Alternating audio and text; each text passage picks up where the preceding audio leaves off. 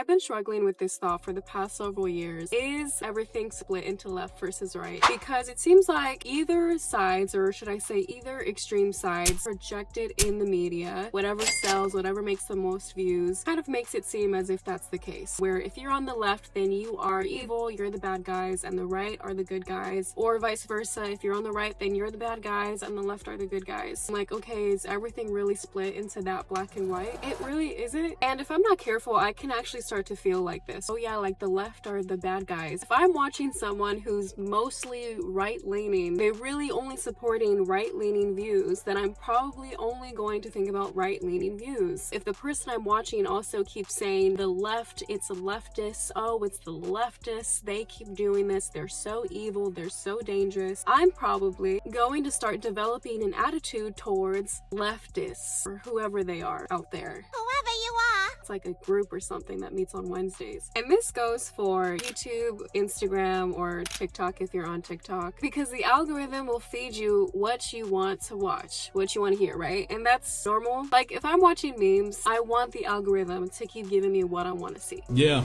Oh, yeah. I'll purposefully like some videos. I'm like, yes, please give me more of this. However, with political content, with news content, commentary content, this can be very dangerous when the algorithm is only giving you what you want to hear. And this is not a video arguing against having an algorithm. I'm just saying that this is a consequence of having an algorithm in which news that only you want to hear is being pushed to you. And this results in an echo chamber for everyone, whether you're right-leaning, left-leaning. These buzzwords that commentators love to use, leftism, leftist, right, or MAGA, or whatever people want to throw out there, just dehumanizes people and only limits them to a buzzword. It's like, these are actual human beings.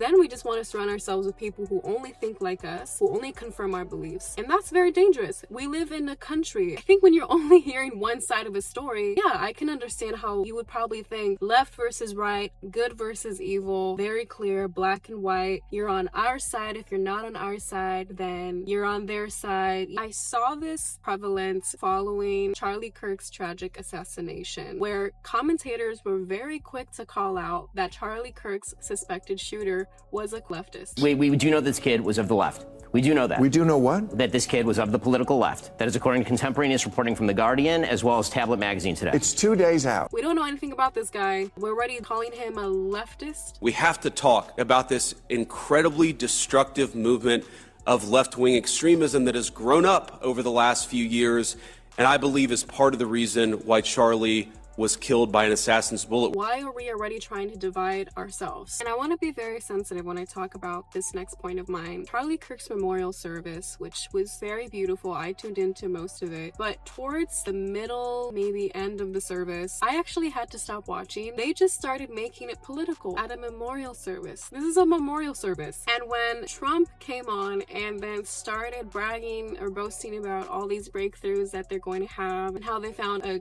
cure for autism, I think we found an answer to autism. How about that? Autism tomorrow. Does everybody love MAGA? Make America Great Again? I was like, okay, is this really the place to be talking about that? This is a memorial service, like it's not a political rally, but sadly we're starting to intertwine the two. That was like a perfect physical representation of how polarized everything has gotten, where we are starting to blend politics with everything else. There is a time for politics, but there's also a time for everything else, and we're starting to blend all of these things together to make them one thing. But I'm sure even then, even with people who might publicly align with a certain party, who might publicly align with a political leader, some of these people actually do call out their leaders, their parties. I appreciate people like that who don't just blindly follow someone just because they have ties to them. And even now, you as a viewer, you might lean more on one side or the other side, or you might be a little apolitical, or you might be more in the center. And that's okay, because the way you handle a disagreement with someone, it should not be tied to your political party. It should not be tied to a political leader. The way you handle a disagreement, the way you handle handle a person, the way you handle your feelings towards a person should be tied to your heart and soul. That should not be tied to politics. There's so much nuance to life. Sometimes things are very black and white. A lot of the times they're not though, because people are complicated. Scenarios are very complicated. So that was my ramble for today. I want to know what you guys think. If you want to share where you politically align, I'd love to hear where you do, what made you come to that conclusion, how are you feeling about the political atmosphere right now. And it's very scary to talk about politics now. I'm not gonna lie, like when people ask me, oh, who did you vote for? I'm like,